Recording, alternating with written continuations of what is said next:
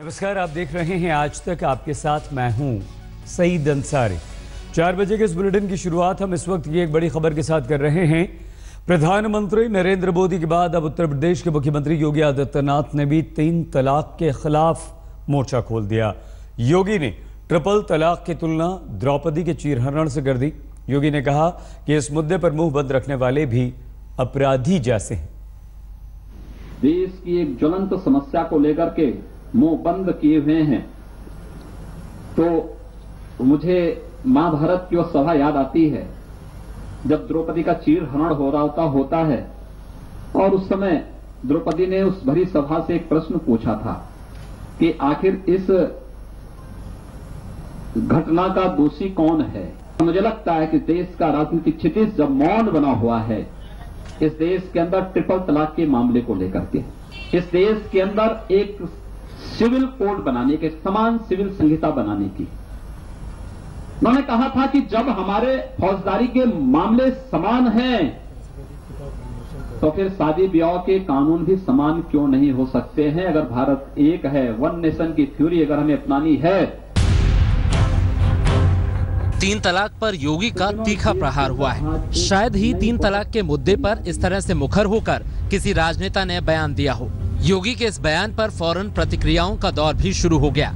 आजम खान से लेकर तमाम मुस्लिम धर्मगुरुओं ने कहा कि मुश्किल उनकी है तो रास्ता भी वही तलाश करेंगे। जब सती प्रथा खत्म हुई, धर्म को बदला गया, तब भी हमें यह हक नहीं था बोलने का। आज भी यह हक नहीं है मुसलमानों को कि कैसे फेरे लिए जाएं, क्या मंत्र पढ़े जाएं। तो हमारी नमाज कैसे हो, रोजा कैसे हो, शादी तलाक कैसे हो, ये हम पर ही छोड़ दें। एक दिन पहले प्रधानमंत्री नरेंद्र मोदी ने सूरत में कहा था कि 3 तलाक की वजह से मुस्लिम बहनों को बड़ी तकलीफ हो रही है और केंद्र सरकार इसका जल्द हल चाहती है। हम ये नहीं चाहते कि मुस्लिम समाज में इस बहाने संघर्ष हो। हमको ये करना है कि समाज में किसी भी प्रकार की अगर कुप्रथा है तो समाज को जगाकर उसके खिलाफ उनको न्याय देने की कोशिश करनी चाहिए। ये उनका स्पिरिट था। इससे पहले all India Muslim personal law board ने 2 दिन की बैठक कर तलाक के मसले को शरीयत से जोड़ दिया और साफ कर दिया कि शरीयत ही लोगों को समझाएगी। तलाक देने वालों का समाज बहिष्कार करेगा।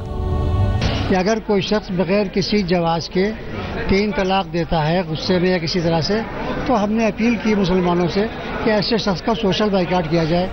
तलाक पर मुस्लिम पर्सनल लॉ बोर्ड ने शरीयत के सहारे लोगों को समझाने का बीड़ा उठाया है। उधर देश की सबसे बड़ी अदालत में इस मसले पर 11 मई से सुनवाई होने वाली है।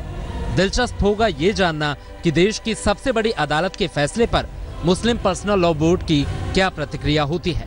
आज तक ब्यूरो। ऑल इंडिया मुस्लिम महिला पर्सनल लॉ बोर्ड के अध्यक्ष शाइस्ता अंबर ने कहा कि पर्सनल लॉ बोर्ड का कानून उन्हें इंसाफ नहीं दिला सकता। ये इसका सामाजिक बहिष्कार हो और दोषियों को सजा ना हो, तो ये पर्सनल लॉ बोर्ड का सुझाव किसी भी तरीके से मैं समझती हूँ पीड़ित औरत को इंसाफ दिला नहीं सकता है। सामाजिक बहिष्कार से क्या मतलब है कि वो मस्जिदों में आना बंद कर देंगे, कि नमाज में आना बंद कर देंगे, कि शादी ब्याह में आने बंद कर देंगे। ये सजा नहीं हुई। जो आप सामाजिक बहिष्कार कर रहे हैं तो इसमें जिसको तकलीफ हुई है, जिसको इंसाफ नहीं मिला, जो मजलूम है, उसको आपने राहत तो नहीं दिया।